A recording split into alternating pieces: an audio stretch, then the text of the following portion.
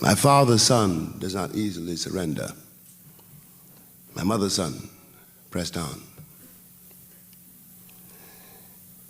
Then I began to imagine a strange thing. The palace never came any closer. I began nervously to check my watch, my compass, the stars. They all confirmed that I was almost certainly where I should be. The vegetation was proper for the place and the time of year. The flowers were dying, but that I knew was normal at this altitude. Sometimes I saw wonders greater than any palace, yes, and sometimes joy leaped out, mightier than the lightning of my robe, and kissed my nakedness. Songs came out of rocks and stones and chains. Wonder baptized me. Old trees sometimes opened and let me in, and led me along their roots, down to the bottom of the rain. The green stone, the scarlet altar cloth, the brown ball, the brown boy's face, the voice in Norman's gardens trying to say, I love you. Yes, my progress has been discouraging. But I think I will leave the palace where it is. It has taken up quite enough of my time. The compass, the watch, and the radio. I think I will leave them here. I think I know the road by now. And if not, well, I'll certainly think of something. Perhaps the stars will help, or the water. A stone may have something to tell me. And I owe a favor to a couple of old trees I'd like to see again.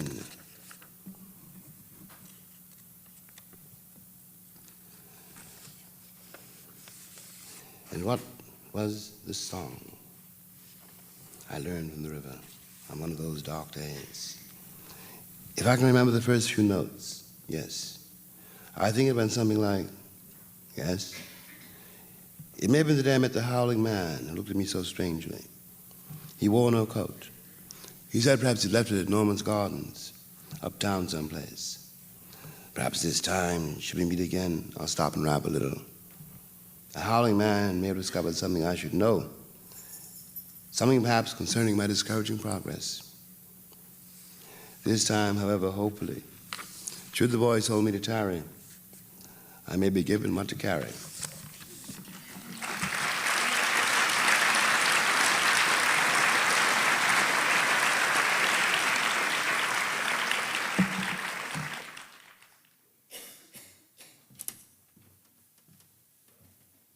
Good evening, everyone. Welcome to the 92nd Street Y. I'm Lucas Whitman, the executive director here of the Unterberg Center for Poetry and Literature. That voice you heard was, of course, the inimitable, instantly recognizable voice of James Baldwin, reading here at the 92nd Street Y in September 1983. When he opened the season for us, he read here many times over his career. That was him reading a poem called Inventory on Being 52 from his collection, Jimmy's Blues. So without further ado, please welcome Nicholas Boggs and Imani Perry to the stage.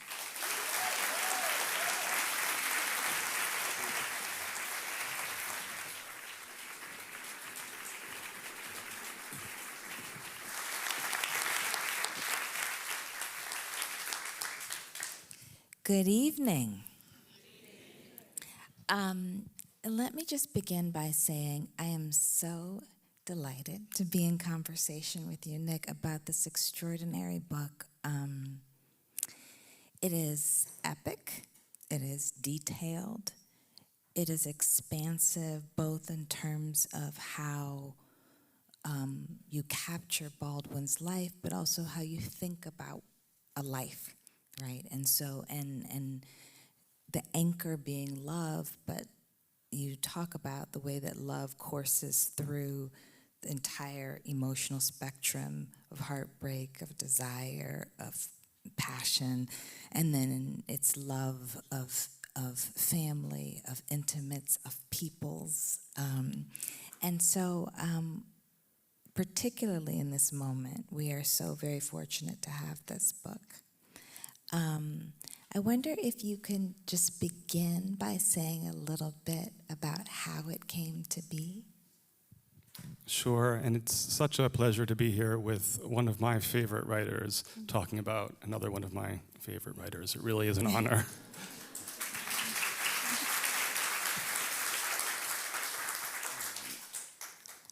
This journey actually began way back in junior high school in Washington, D.C. I had an excellent English teacher in the D.C. public schools named Mrs. Miles. I sat in the front row, and she had put on the walls drawings of famous, mostly black writers, including James Baldwin. And I saw this drawing with his eyes that were so prominent, of course, and I was immediately very taken with the image. And I thought that was the end of it, but I recently got back in touch with her and spoke with her. And she told me that, no, actually, I got dressed up in a suit and came in and gave a presentation about his whole life. That's amazing. I completely repressed it, much like I've repressed the process of writing this book. But that is really, I guess, where it truly began. Then I borrowed my twin sister's copy of Giovanni's Room. The next year in 9th grade, that was very transformative for me. And then it was in college that I discovered this out-of-print children's book, which sent me off on this odyssey that I would have never anticipated happening that finally led to this book. That's amazing. That's interesting, because it's almost as though you sort of conjured up your future in that moment. I just want to ask, so you found the story in the Biography. Were you looking for something else and it just showed up? I was taking, I think one of the first, or maybe the first classes at Yale devoted entirely to James Baldwin's work, taught by Maurice Wallace. Okay. It was a fantastic class, and we read everything that Baldwin had written except for this children's book. And David Leeming's very important 1994 biography had just come out. So I read that all the way through, and I looked in the index about this children's book, and there were a few paragraphs about it, not very many, and apparently it was this French artist named Joran Kazak, who he had collaborated on with it, and it sounded like their relationship was maybe a lover relationship. It wasn't clear. So the second email I ever wrote in my life was to David Leeming, saying, Dear Professor Leeming, can you tell me more about Joran Kazak? He wrote back a very sweet email saying that he'd never met him, he didn't know anybody alive who'd met him, and that he believed he was deceased. So 7 years later, thinking the trail had gone cold, I sent emails to art historians in Paris. I was getting my PhD at the time. I was completely broke, living in a studio apartment in Brooklyn. And I left my phone number, not a cell phone, because there were no cell phones. This is 2003. A few weeks or months later, I get a phone call. It's a raspy French accented man saying, I'm Joran Kazak, I'm alive. Come to Paris. I have many stories to tell you about Jimmy. And that was 2003. He died, unfortunately, 2 years later, but I was able to take all the money from my fellowship that I should have been spending on my dissertation, and instead I went and lived in Paris for a summer and interviewed him. I think that was better spent. Can we listen to a clip of the beginning of the book? Do you guys have that? James Baldwin was just 10 or 11 years old when he sat down in a darkened movie theater to watch 20,000 Years in Sing Sing, starring a screen siren who was about to become a source of unlikely salvation.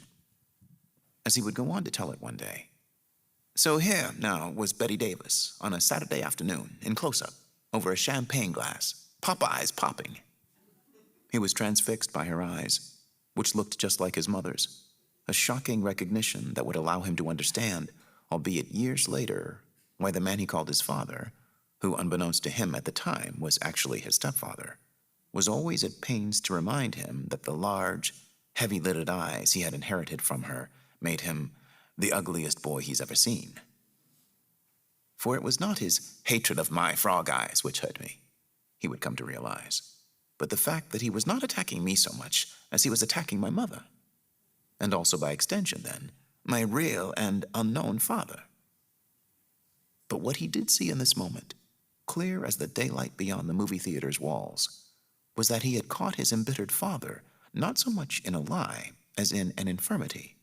For he must have been stricken blind if he was unable to see that my mother was absolutely, beyond any question, the most beautiful woman in the world. This was a lesson in self-love that would be tested time and time again as he moved through the trials and tribulations of his adolescent years, and indeed throughout the entirety of his life. It was also a lesson about kinship, by blood, and beyond it.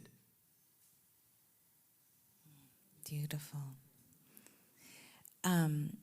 The eyes, you mentioned your first encounter with his image and the power of his eyes, and it's there at the very beginning of your book, and it's, his eyes were beautiful, but there's something really, really potent symbolically about him, what he sees, what he saw, and your work as also a witness. You track when he begins to describe himself as a witness in the book beautifully, but also, can you talk about that process of writing over the years in terms of what you were seeing? It's so hard to describe how this book came into being because it's not that usual story of, I'm going to write a biography of James Baldwin. That never entered my mind until very late in the process. I first wanted to get Little Man republished, which took a long time. That took about 10 or 15 years, in part because the publishing industry didn't want to republish a book that was written in Black English. And of course, Baldwin has that really important essay, if Black English isn't a language, then tell me what is. It is, yeah. So we finally did, thanks to Duke University Press, and I'm really, really grateful for that, along with my co-editor, Jennifer DeVere Brody. But while that process was happening, I was meeting Joran Kazak. I was meeting his wife. I was meeting Judith Thurman, who had been friends with them during this whole period, had been at the christening of Joran Kazak's son, who was Baldwin's godson, Balthazar. So while I was supposed to be writing a dissertation about dead people, it seemed like all this living was happening in front of me. But I didn't know what to do with it. I just thought, okay, something just said, keep the faith, keep doing the research, keep trying to get Little Man republished. And once that happened, sort of organically, I have to thank my agent because she really helped me see this. I was like, I don't know what this book is. And she said, well, what is it about? And I was like, well, it's about this love relationship. And she asked about other relationships. And then I saw that it was quite obvious. Beauford Delaney, the painter, had introduced Baldwin to Joran Kazak in Paris in the 50s. And then Lucien Happersberger, Baldwin's great love, he dedicated Giovanni's room to him. That happened in Paris. And then eventually Engin Cezar, this famous Turkish actor who played Giovanni in an actor's studio rendition in Greenwich Village. Sort of organically, I realized that there were these great loves of Baldwin's, that we knew something about some of them, but there were huge gaps. And that if you thought about how Baldwin's entire corpus is about love, right? Mm-hmm. Both his political essays, A Politics of Love, and then all of his novels are love stories. So it was this moment of like, okay, it's about relationships, it's about love. And from that point forward, it was tedious and laborious, but I knew what I was doing. Yeah. Okay. So just another question about a little bit about process. So you realized that this is the book, but then, this is a little bit of a craft question, but I think it's something that is really meaningful for people to know. You have just all of this detail, and yet the clarity of the themes is remarkable. So I'm wondering how you compose that. So you're encountering people, you're finding out these stories, and then you have to compose this big book, right? And maintain and do it in a way that it has that sort of propulsion and interest and keeps you there. Well, I was very fortunate that I got to write a book where I drew on Baldwin's writings, published and unpublished, and letters. So that helps as a kind of scaffolding. As you know, there are many Baldwin scholars out there who've done really important work, like Magdalena Zaborowska in Turkey. But in order to sort of transform all of these materials into a narrative, and that was really important to me. I wanted it to be, it's called Baldwin a Love Story because these are stories. It's driven by stories, and it's driven by love. So I went to a lot of artist residencies, including MacDowell, where Baldwin went many times.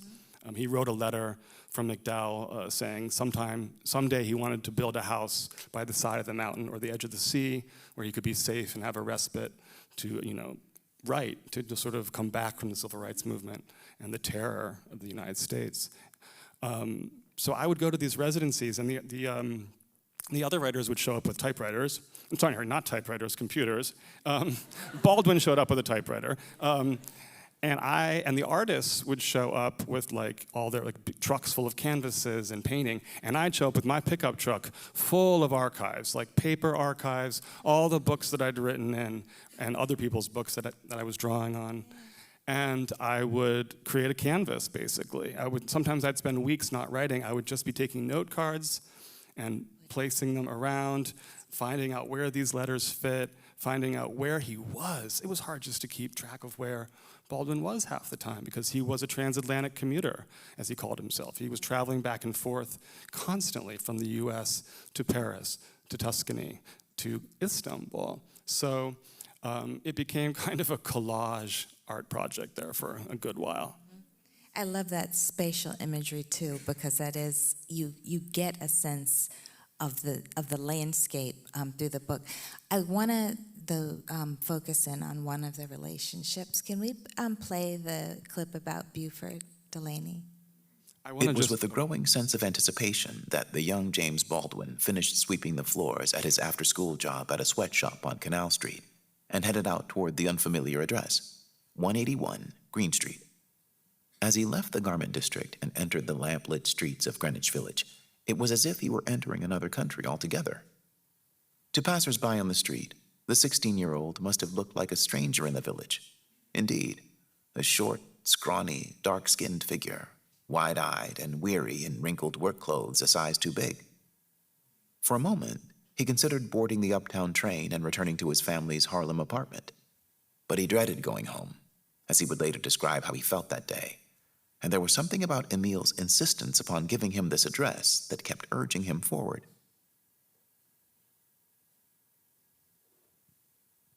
That's voiced by the great Ron Butler. I just wanted to give him credit for that. I love, yeah. Yes. So, talk to me. So, I felt like I knew something about their relationship prior to, he's this storied figure, extraordinary artist, but in Baldwin's life.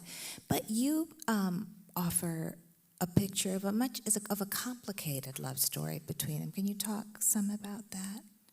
Sure. For those who don't know who, who Beauford Delaney is, of course, he's this incredible painter. When Baldwin met him, he was 16. He went to his studio because a friend told him to go down there. And he really taught Baldwin how to see. I mean, there's this famous story about they were walking down Broadway together, and he pointed down at a gutter, and he said, "Look, what do you see?" Baldwin said, "A gutter." He said, "Look again." And he saw the buildings being reflected in the dirty water, and they were radiant and beautiful. So this was a lesson in how to see the world as an artist. He introduced him to blues and jazz. He took him backstage to meet Marian Anderson. He taught him, and Baldwin said this was the first time he realized a black man could be an artist. Mm-hmm. He also painted a nude portrait of him called Dark Rapture. So their relationship was complicated, and people often ask, were they lovers? They were not lovers. However, Beauford hoped they would be at some point, and David Leeming had a very important interview with Baldwin late in his life that I transcribed, where he said that Beauford never tried anything, he never pushed anything, and I couldn't have handled it, and it was really such an important moment. He was like, he accepted this role as his kind of spiritual father. Mm-hmm. But like any familial relationship, lifelong, it had its complications, right? So Baldwin went over to France, and they applied for the same fellowship. Baldwin got it. Beauford followed him, and he would get jealous when Baldwin got close to other people like Lucien Happersberger. But he would also sort of join with him and with Mary Painter in this kind of interracial, bohemian, transatlantic life that they were leading. Mm-hmm. Baldwin was, with him through the end in 1979 when he passed, and he wrote, "No greater lover has held a brush," because he really learned through Beauford the role of love mm-hmm. in art making. Mm-hmm. And you also give us a sense of how this is one of the pieces that I hadn't contemplated was Beauford's vulnerability and these moments of where he sort of doesn't have money, doesn't know what to do, all those sort. So there's an echo between their lives, right? A repetition, both extraordinary artists and vulnerable. He taught him, he said, Lord, open the unusual door, was the Negro spiritual that he would sing to him about kind of accessing this different way of being a man and being an artist. Part of the struggle, perhaps, was that they were almost too much of a mirror of each other, right? It was very painful for Baldwin to witness the struggles that Beaufort went through in terms of finances, but also in terms of mental health, in terms of the hallucinations that he heard. So while Baldwin was having his own extreme difficulties, right? He's coming back from visiting the South in 1957, and he's writing to his friend Mary Painter about having these sort of psychosomatic reactions to seeing burning crosses. Then he has to go care for his spiritual father. Then he's also trying to have these other important relationships. But some of his happiest times were with Beaufort. Beaufort came to visit him in Istanbul in 1966, and Baldwin called it the wonderful summer of 1966. And I think it's just important to remember with Baldwin the joy that he found in community. There's sometimes this narrative, either a tragic narrative or that he's just this orator who's up there, telling us what to do. He also had a lot of happiness and community and kinship in his life with men and with women. I mean, this book focuses on 4 men, but women are threaded throughout the book. Yeah, and it's a piece of what I love because it's clear how extraordinary he was, right? And I mean, you don't minimize how extraordinary he was.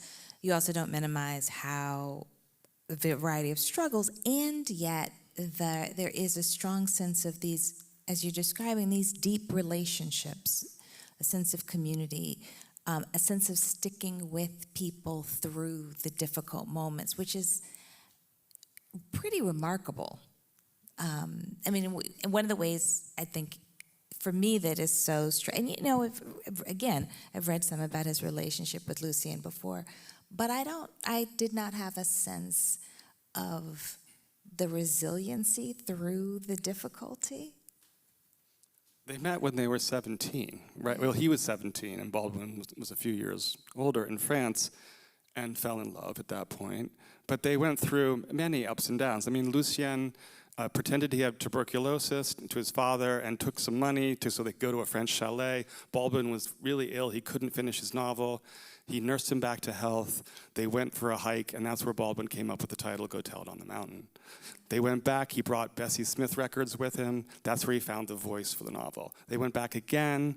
That's a long bout of tuberculosis, but they went back again, and he finished the novel there.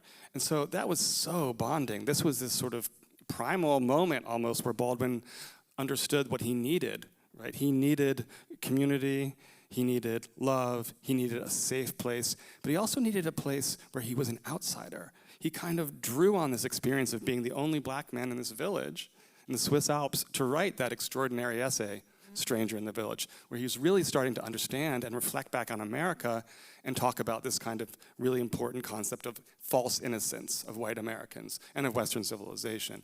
He could only do that by being, in this alabaster environment, as he puts it. Yeah, why do you think that is? I mean, just as you know him better than, almost better than anybody, probably.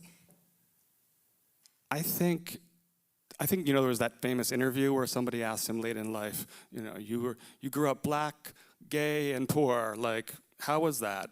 And he said, I hit the jackpot because I had all these perspectives to bring to the world. Yeah. We call it intersectionality now or whatever, but he understood that he had these experiences and the facility with language to make something out of it. But how do you reproduce that feeling? I mean, he grew up being called a strange boy. That's what he wrote out of, right?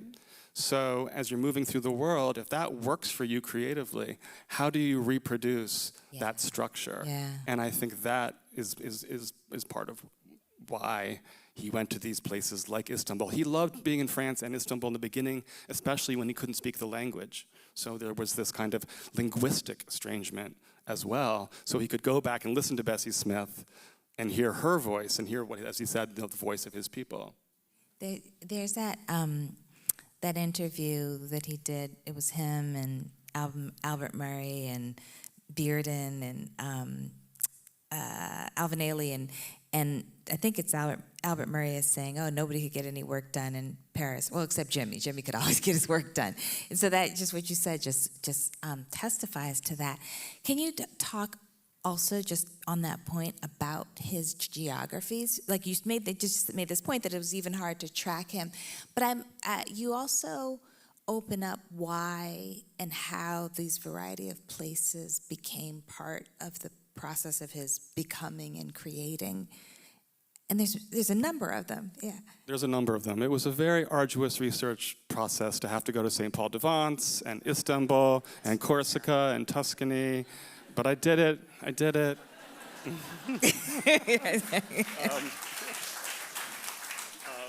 No, I am really grateful for the grants and fellowships that enabled me to do that, and I got to take my mother on one of them, so that was fun. But he moved from place to place because, in a way, he moved to France, and then he became so famous there, right? He couldn't really be there anymore. It was kind of like same thing when he came back to New York.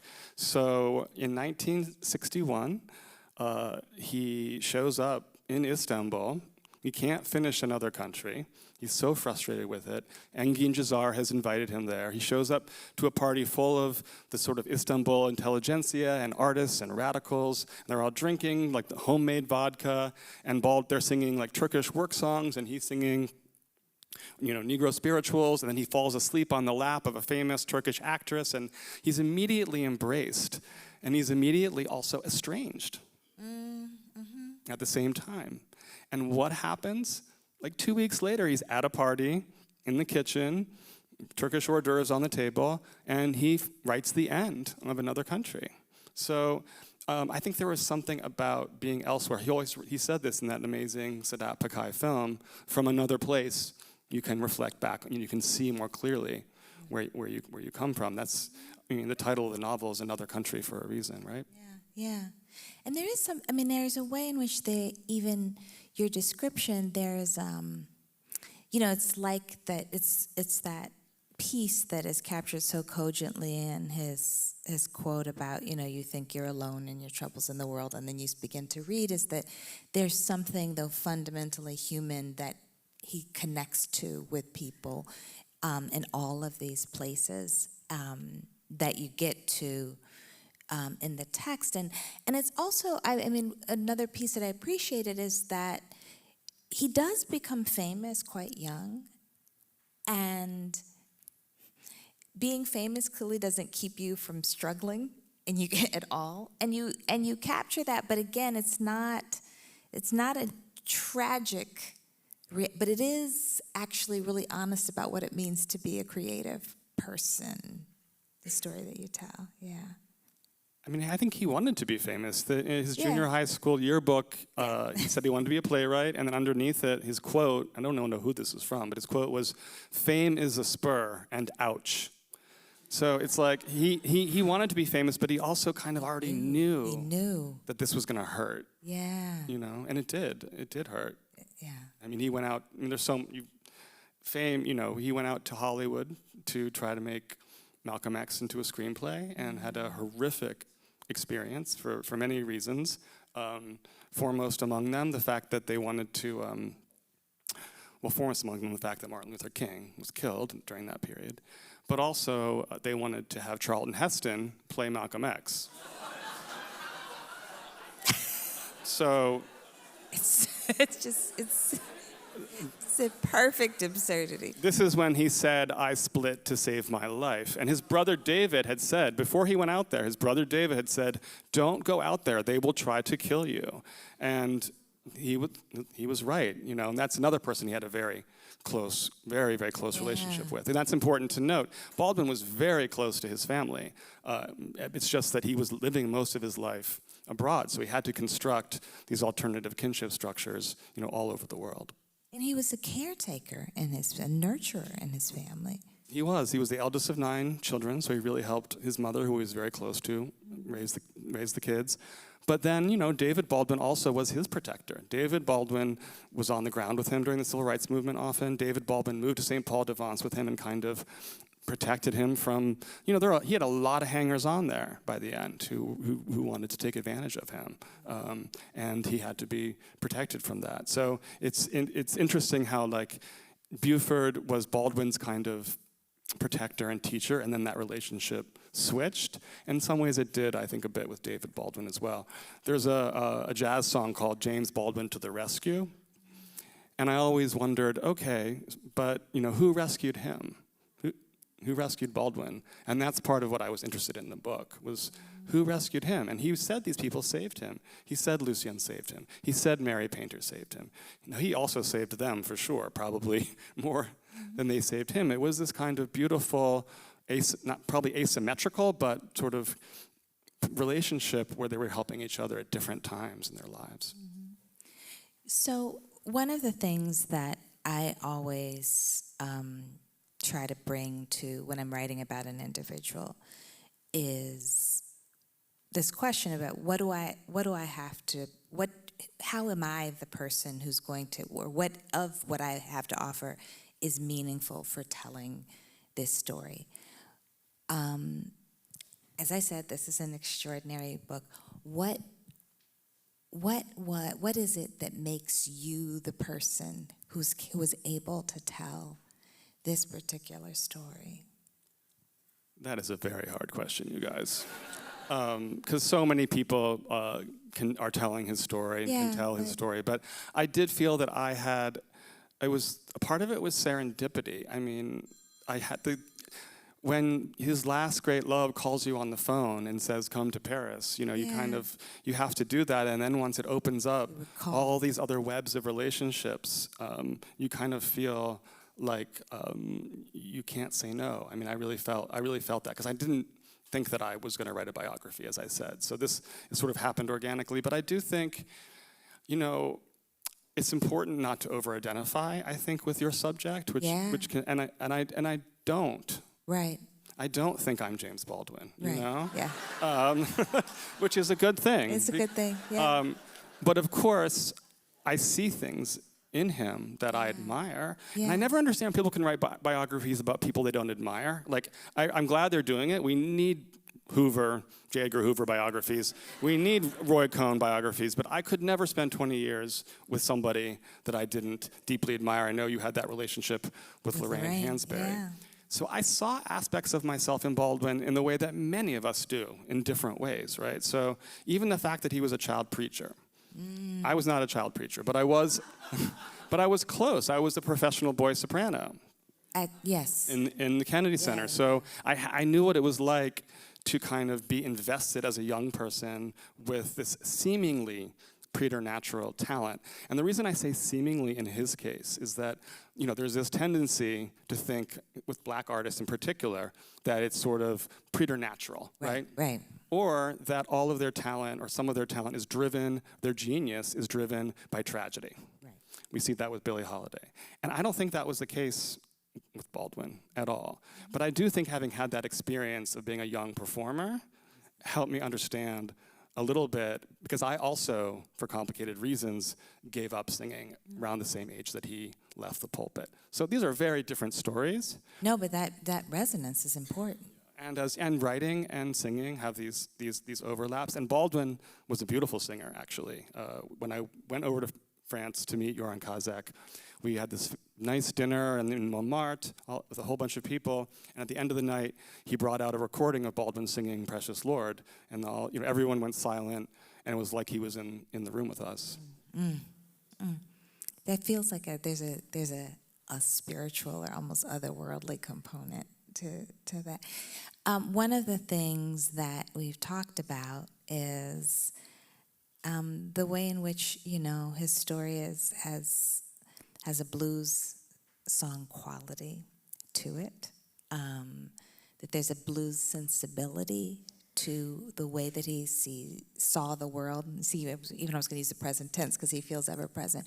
The way that he saw the world. Do you think that's accurate? And I don't know. Can you say something about that? It's very accurate, but one of the things that made me very angry as I read Imani's absolutely brilliant book, Black and Blues, I was like, it came out after I had finished mine. I think it came, and I was like, oh wait, no, I want to use this. I want to mention this, you know, because it was such a beautiful book, and there were so many moments where I was like, this really helped me explain.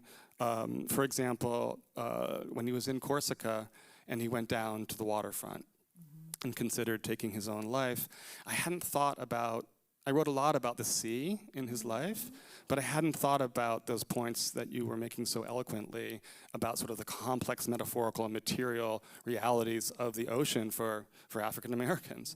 And I thought, oh, what else was going on there for him in this complicated relationship to the ocean? But in terms of the blues, yes, I think, and I want you to read from something in the book, if you will. It's just a paragraph about the blues from Baldwin's essay, The Uses in the Blues, that she quotes, because I think it captures perfectly, actually, Baldwin's creative process, kind of what I was mentioning before about the need for this estrangement, the need for this distance, the need for this kind of yearning and loss, often, for a lost lover.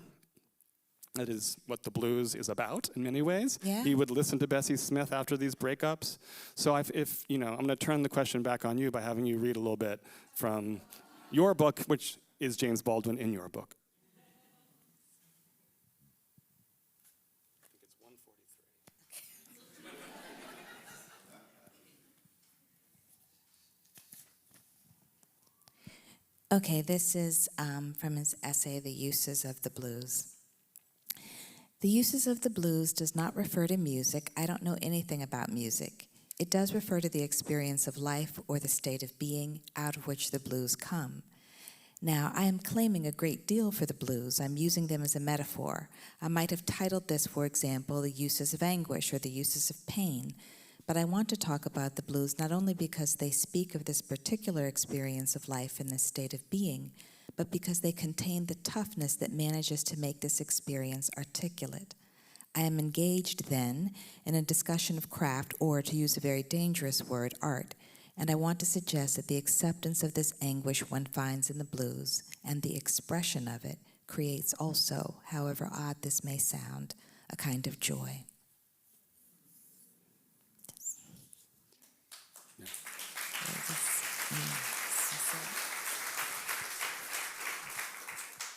He had that joy, something I really wanted to focus on here in the book. He created that joy, but I also love the word tough there. He was tough. Okay, he's called a sissy the whole time he was growing up. He was a tough sissy, if he was a sissy. He was so tough. I mean, what he did going back and forth, what he did weathering these storms, you know, of the civil rights movement.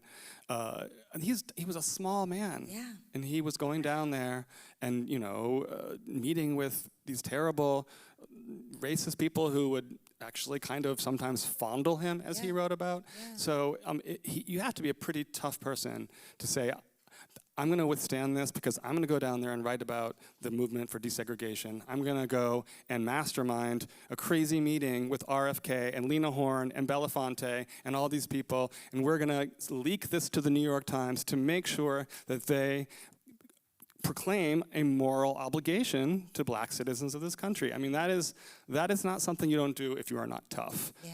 So that's why I love Absolutely. that quote. Oh, it's beautiful, and I do think there's that sense that, you know, he keeps getting back up, and you capture that because it's not the kind of, you know, I don't know, stereotypical hero's journey, right? When you keep getting knocked down and you get back up, and you don't deny that you've been knocked down, but that becomes part of the storytelling, right? Of the resiliency, but also the wounds are part of the story itself.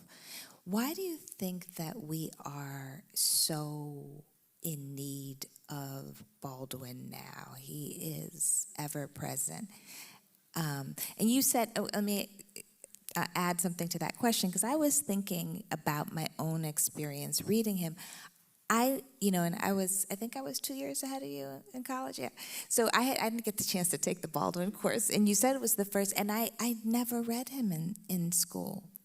It was all out of, and now it just feels, I read him, out of school and knew he was important, but it just feels as though we really need him now. It feels like we always need him. Every year we say that, right? Okay, that's probably true. That's true. But we definitely need him now more than ever. And it's wonderful to see young people embracing him, And I think there is this narrative sometimes that they're just posting on social media and they're not engaging in his reading. But I don't know about your experience, but when I was teaching undergraduates, they were deeply engaged with his writing. I mean, he was like their favorite writer. But that wasn't the case when I was an undergrad. He was there had been this terrible narrative of his decline, which was really laced or caused by racism and homophobia, also by the fact that he was moving further to the left, and he was not going to do what white liberals wanted him to do, including come back to the States too much, But so there was this terrible narrative that's well known of his, he's a great essayist early on, but then never, not a great novelist, and he got worse and worse. The great thing about the last 10, 15 years is that there has been a big resurgence, not just because of If Beale Street Could Talk, but also because of Raoul Peck. But we also have to trace that back. Black queer artists like Isaac Julian in the 90s were keeping that flame alive through Looking for Langston, where Baldwin played a major role. Yeah. So academics were doing it, artists were doing it. So it didn't just come out of nowhere. There was this kind of, underground's not the right word, but there was this movement that was happening. And then with the rise of Black Lives Matter, it was undeniable, right, to more people, I think, that his words were prescient and present, and now, of course, even more so. So we're fortunate to have him in these times. He is a great artist. He would be relevant and important no matter what, but for better or worse, because the times are so dim and difficult, and he's even more important at this moment. Mm-hmm. Yeah, absolutely. I don't know if you all haven't written down your questions, please start to do so. I guess related to that question, if you were going to identify the core texts for you, I know that's a hard question. But I guess, and I ask that question because at various moments I turn to different, I'm always in uses of the blues because I think it's a concise essay, but I get new things from it, and it's particularly because so many other people have written about the blues. There's something that he gets to that's very particular. But I guess I feel like there are periods of my life where I'm turning to No Name in the Street, and then other periods, more recently, and other periods when I'm more hopeful, I tend to turn to The Fire Next Time. I don't know if do you have, or is that an unfair question to ask because you've been through all of it? I will answer any question that Imani Perry ever asks me. I will say what was the revelation for me reading the book in terms of his work was just how interrelated his nonfiction and his fiction were.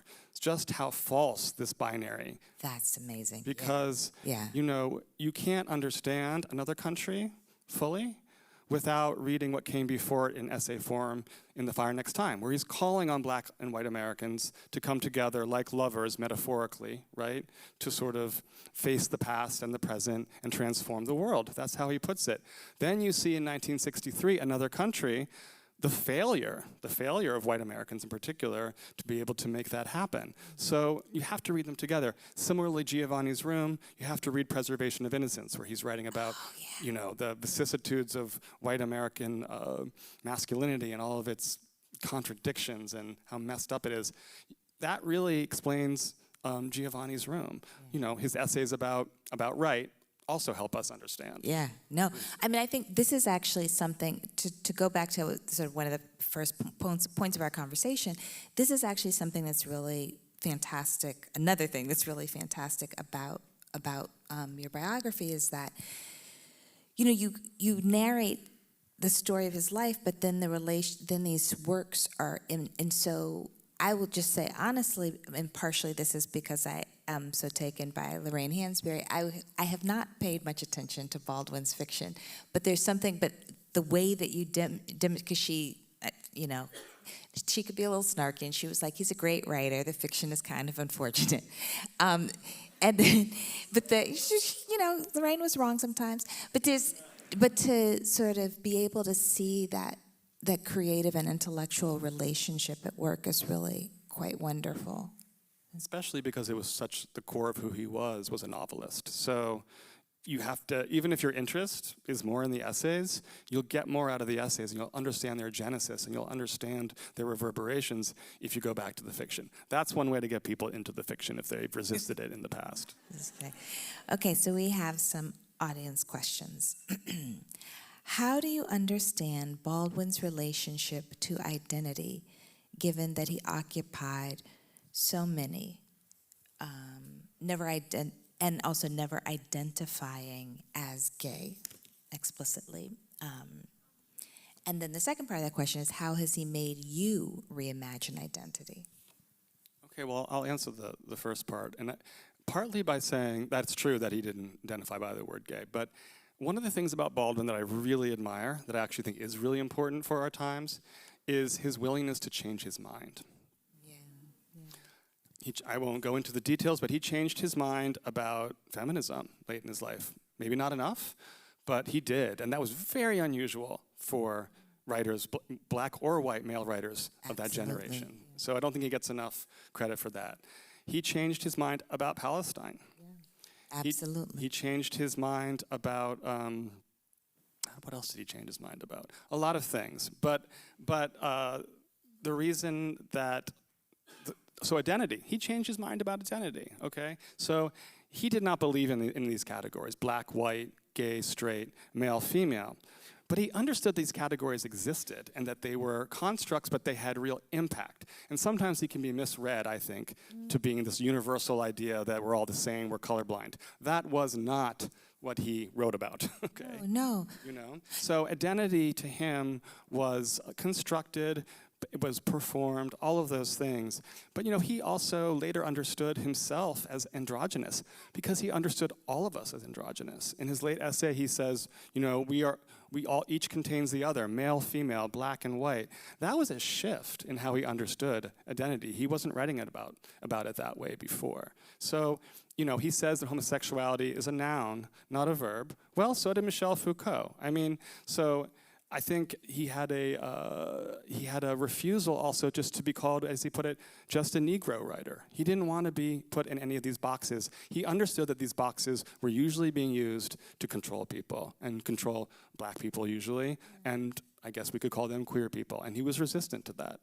Yeah, I always sort of think to the way he's described the identity as a kind of loose garment, right? And I think that is so powerful. And you saying he changed his mind, I think, is especially significant in terms of the earlier point where that you made about people thought that there had been a decline when he moved further to the left, but he's actually confronting the world, right? I mean, even when we think about what he saw in Paris over time, or what he what he saw in terms of the vision of the civil rights movement and the failings of the United States and militarism and empire and all, that transformation is in part possible precisely because of if you can actually see a connection with those who are different from you.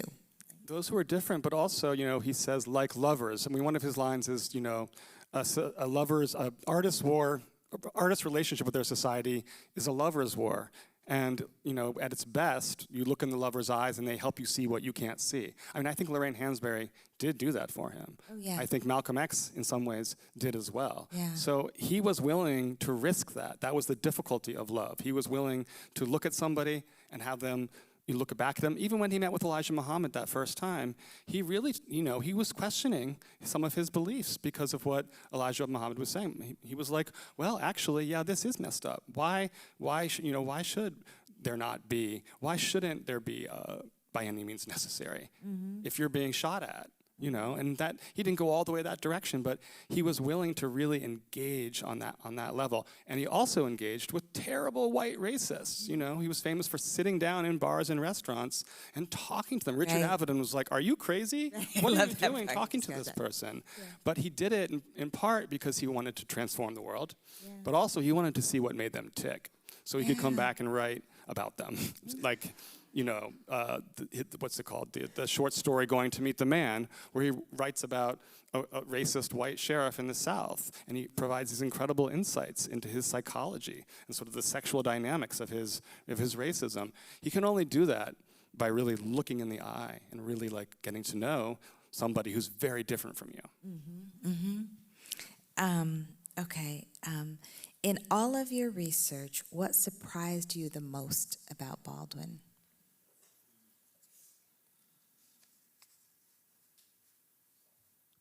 I think actually like how tender he was, which was something that I tried to, capture in the book, because people present him sometimes as this symbol, right?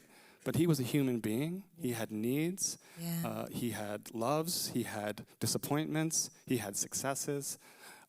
So a huge moment for me was, so you remember the children's book, and then Joran Kazak died in 2005, and there's very little out there in the archives at that point to give me a clue about what the texture of their relationship had been.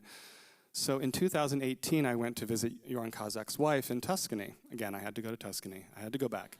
But she told me she had a lot of the original illustrations and some other documents pertaining to Baldwin and Kazak. So it's a summer, we're in her bedroom, she's strewn out all of these like art catalogs and other things, and she finds an unpublished love poem that Baldwin wrote to him. They had just been in Saturnia, this hot spring. They'd driven in Baldwin's brown Mercedes, had the time there together, and then Baldwin had gone back to St. Paul de Vence, and Joran had gone back to Tuscany. And it was the most remarkable moment. There was a rusty paperclip. It was 7 pages long. She obviously hadn't looked at it in 45 years. It was written in French because Joran couldn't speak English. So we stood there as the sun set over the Tuscan hills, and she translated this 7-page love letter back from French into English for the first time in 45 years. And it was so moving. I want you to read the book, but it's a beautiful love poem that's about kind of waking up and wondering what he's doing, and reading his horoscope and his horoscope. Things that we've all done, but told in his inimitable voice. And it was that tenderness that I was like, actually, wow, this is what I've been looking for the last 20 years, was this love poem.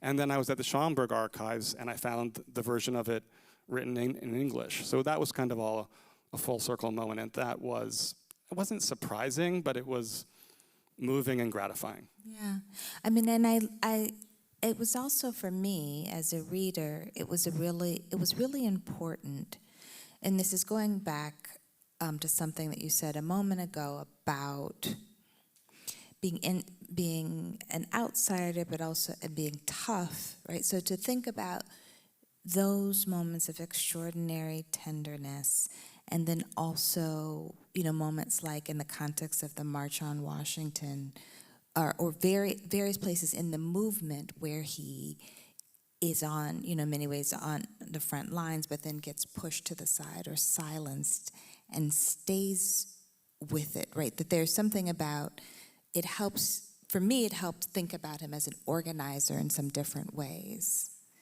And being strategic and not having a huge ego. I mean, one of the craziest things that I discovered about that period was that he had gone to France right before the March on Washington to kind of write a letter in support of the movement by African Americans abroad. And he brought it back with him, and he was slated to read it at the March on Washington. But for various reasons that we won't go into, that didn't happen. And instead, it was read, not attributed to him. Right. So it didn't quite So work, it didn't right? really make sense. It was read out loud by Burt Lancaster. This is a weird country. This is a very weird country that we live in. And, you know, Baldwin never wrote about that. I never saw him talk about it. I mean, he could have made a whole... Sure, You the whole know, thing that's a about it. Because there story. are other folks who talked about the difficulty of the march. Yeah. And you know, and the reason that they didn't, just very quickly, is some people say it's because of his sexuality, but I think Malcolm X actually got it right. Malcolm said they didn't want him up there because they didn't know what he was going to say. And they also knew, and it's true, that this speech was talking about black liberation globally. It wasn't just focused on the US, and they definitely did not want that. They had a very specific agenda that they wanted to pass off that did not involve homosexuals, and it didn't really involve women either that day. Mm-hmm. Yeah, right. There were, yes, the women were not asked to speak.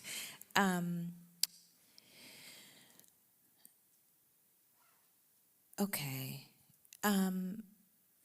With the I think this is the message of love that permeates Baldwin's story. What position would be fair to say he'd take, seeing how America has not changed its trajectory since Baldwin left the USA to live abroad? Which is always a hard question to answer. What would someone think? But maybe we could, if you have thoughts about how what he did say bears on the present moment.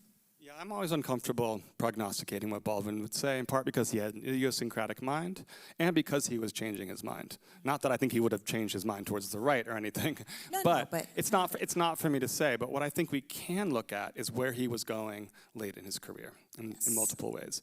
So one of them is that he was looking at gender in this more interesting and expansive way. He was also, you know, the evidence of things not seen, which was, people did not like that book about the Atlanta child murders, but good. You know, he was writing about something that we are dealing with now, right? Which is, it's going from the kind of invisible man, Ellison model of no representation to the saturation of the media cycle with images of black suffering. You know, Elizabeth Alexander has written about this in important ways. So have you, so have many people. But Baldwin was doing that then, you know? He was saying, okay, what's going on with this media coverage that is spectacularizing black suffering? And so now we have that problem writ huge, right? Where black teenagers can see their brothers and sisters being killed. So I think that we can safely assume that Baldwin would have a lot to say about that. Absolutely, yeah. This is a good one. You retrace Baldwin's steps geographically. How did physically visiting these places affect your understanding of his life and work? You've talked about this some, but maybe, I don't know if there are other examples of, Sure, I mean, I'll preface it by saying, you know, the FBI files that followed Baldwin the FBI was terrible, and but they were also, the only good thing about them is that they were very accurate with like plane tickets and stuff like that. So that was very helpful. But I'll just tell one quick story about, that I've told before, but I think it bears repeating. When I went to Corsica, no Baldwin scholar had gone there before, and I got a Bob Caro fellowship to do it. So I took my mother with me, and Bob Caro has written that great book, Working, talking about how you have to turn every page and go to every place. So I did that with my mother, and she found the house. She went down to town hall, found the house where he lived for 7 crucial months, right? Where he was sort of right before he considered taking his life and had an epiphany about another country. And he had jumped down from a kind of terrace and gone down to the water and contemplated taking his life. So this was a really big moment, and I felt like I should go there. So we went and knocked on the door. It was a very hot summer, and nobody answered. So we decide to walk down to the water to see that portion of the story. And we look back, and on the terrace that he had jumped down from, there was a woman doing laundry. I'm an intrepid biographer, so I jumped behind a tree. But my mother said, "Bonjour!" And up we went.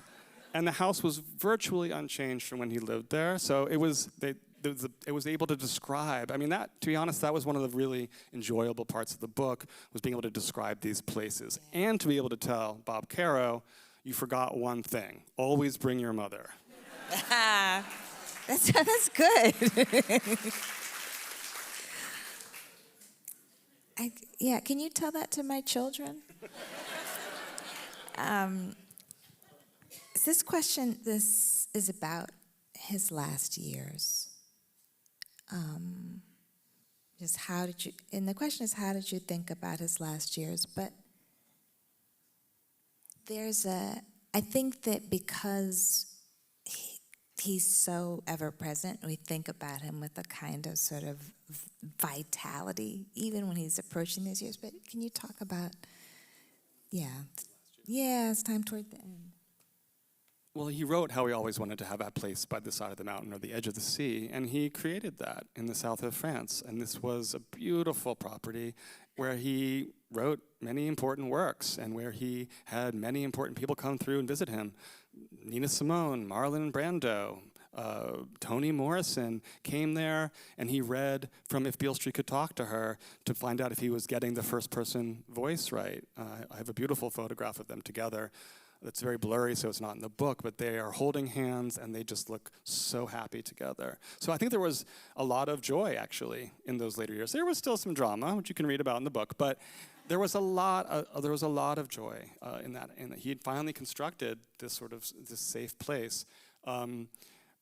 His later years were a struggle, in terms of creatively, but he did finish Just Above My Head, an incredible novel. He wrote No Name in the Street. I mean, that was a little bit earlier, but and he was working on a really important play, The Welcome Table. So this whole narrative that he was washed up and passé is just not true. It wasn't to him. It wasn't to the people who knew him. Mm-hmm. It's not to people now who are going back to his work. He'd also created in this home, Bernard Hassel was his kind of guard and friend who looked after him. And again, these were familial relationships, so they came with complications, of course. This wasn't some kind of idyllic thing. But David Leeming talks about how, every morning, even if there had been a fight the night before, and this was mostly men in the house, you had to wake up kissing each other on the cheek. This was the rule in Shea Baldwin, as he called it. Even his death, which was, of course, horrible, but he was surrounded by these people who loved him. He was with his brother David. Lucien came to his side. Bernard Hassel was there. So, I was very fortunate to be able to draw on a first-person account by Lucien, his great love, who had come back to his bedside, and to draw on that to really try to put the reader in the room in that moment in this kind of intimate way. Mm-hmm, mm-hmm. We're almost out of time, but I did want to ask you, what do you hope this book does in the world? And I don't mean in terms, the way people conventionally mean it, but in terms of, because you're deep inside him. What do you want us to get to through reading him? Reading him. I dedicated the book to my parents because they've been so supportive throughout this very long process. But I also dedicated it to my godchildren in Harlem, and I believe their mother and grandmother are here tonight. My parents are here tonight, and of course, it's not just for them. It's for everybody. I mean, Baldwin was for everybody. Baldwin was, Joran Kozak would talk about how Baldwin was kind of like a father figure to the world. He loved all the children of the world, Yeah. So I hope that it has a life well beyond my own, and I hope that it's useful. I mean, Baldwin said, towards the end of his life, I hope that somewhere in the wreckage I've produced something useful. Yeah. And of course, he produced a lot that was useful. But I do feel like I've spent my life going through the wreckage of his life, meaning the archives, meeting the people. So I too hope that I'm offering something that's useful in that way. That's so beautiful. Thank you so much. Oh.